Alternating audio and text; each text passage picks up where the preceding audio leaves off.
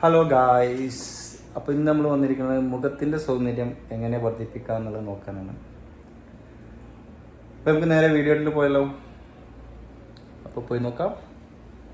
പോവാം. അപ്പോൾ guys, tip ഒന്നാമത്തെ എന്താണെന്ന് വെച്ചാൽ നമ്മുടെ വീട്ടിലൊക്കെ തക്കാളി ഉണ്ടാവും.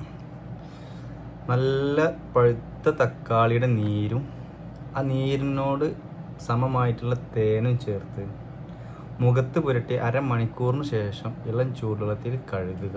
ഓക്കെ. രണ്ടാമത്തെ കാര്യം, ഇത് എല്ലാവരും വീട്ടിലും ഉണ്ടായിക്കോളണമെന്നില്ല.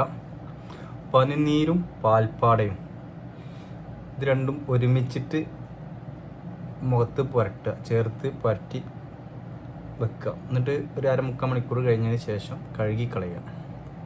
മൂന്നാമത്തെ കാര്യം എന്താണെന്ന് വെച്ചാൽ ആപ്പിൾ ജ്യൂസ് ഡെയിലി കുടിക്കുക. ഡെയിലി ആപ്പിൾ ജ്യൂസ് കുടിക്കാൻ പറ്റുമോ നോക്കുക. നാലാമത്തെ കാര്യം, ചെറുപുന്നരി എന്നൊരു അരിയുണ്ട്, അത് പൊടിച്ചിട്ട് പാലിൽ ചേർത്ത് കഴിക്കുക. അഞ്ചാമത്തെ കാര്യം, ഇതും എല്ലാവരുടെ ഉണ്ടാവണമെന്നില്ല, ഇതൊക്കെ മരുന്ന് കടയിൽ മേടിക്കാൻ കിട്ടും, ആയുർവേദ മരുന്ന് കടയിൽ മേടിക്കാൻ കിട്ടും.